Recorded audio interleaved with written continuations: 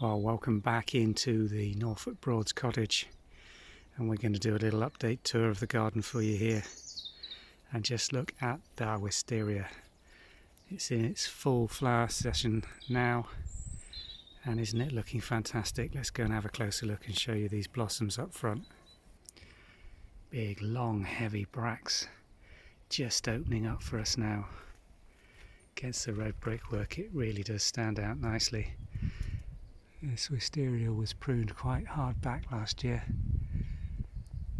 Have to keep it off the roof.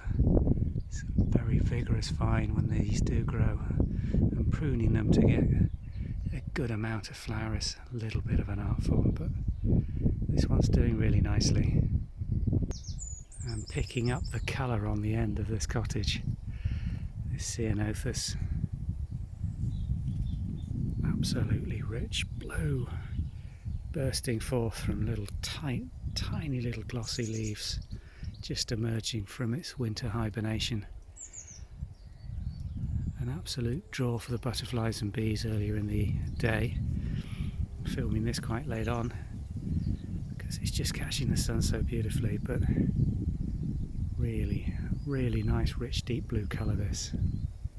Still just got the last of the camellias still coming out on the northern aspect of this plant.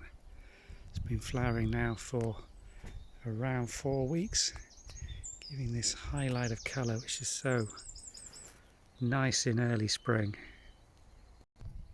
And 2 weeks ago when we were last here filming, these were not even showing any colour in the buds, but just look at this mass.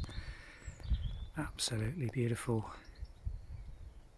Just picking the colour up in the evening sun.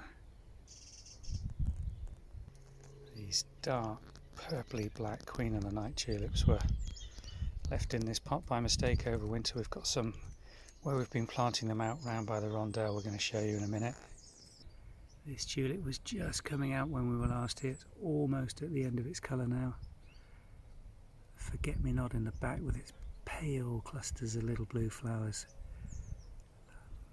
mingling so nicely with the perennial cornflower at the front. Braeburn apple is in full flower, bursting forth top of this canopy, the back of the garden, with just the first little colour coming out in the lilac in front of it, and then this viburnum flowering so nicely just to its side, and again another camellia just browned off, little in the frost that we've been having here, but still with plenty of bud, just the last of it opening up now into the middle of May. Another star performer this year on the front of this cottage, mingled in with the wisteria, this early Dutch honeysuckle.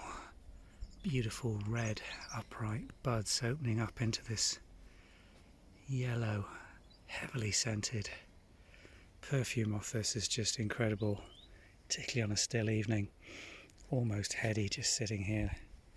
Scent's glorious, really well worth growing.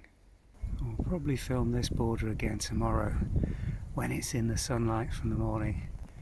Beautiful planting of that dark Queen of the Night tulip, and almost by chance this year underplanted with self-seeded forget-me-nots, which are just perfect at highlighting this dark colour against the green of the hedge without a contrasting backdrop.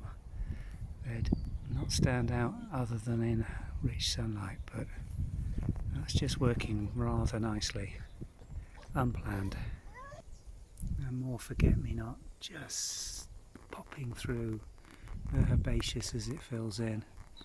A little bit of work to do on this border. Got a mixture of couch nettle and some sticky weed in here that's going to take a little bit of attention this weekend just to perk this up, but then there's still plenty to come on with the herbaceous and that fantastic rose at the back that's now coming with that lovely fresh red deep glossy green foliage. Ceanothus here, which was planted to match the one round the corner, very young plant this, quite a hard prune last year, but coming into flower, going to be a little later because of its position compared to the other. All in all, This border's not doing badly.